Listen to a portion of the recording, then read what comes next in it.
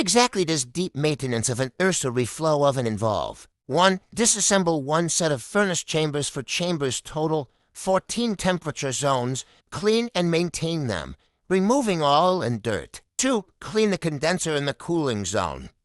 3. Clean the chains, tracks, transmission system, gears, and bearings. 4. Clean several exhaust panels. 5. Maintain the exhaust module.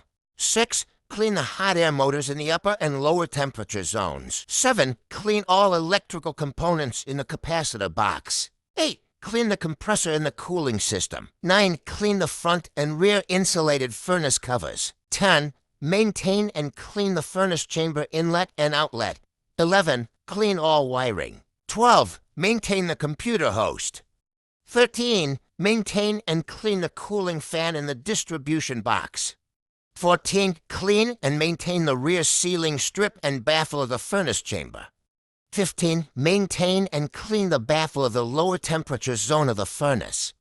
16. Clean and maintain the exterior door panels. This complete process will rejuvenate your reflow oven, improve production efficiency and stability, extend the equipment's lifespan, and allow the machine to last for many more years. Are you interested? Please feel free to contact us if needed.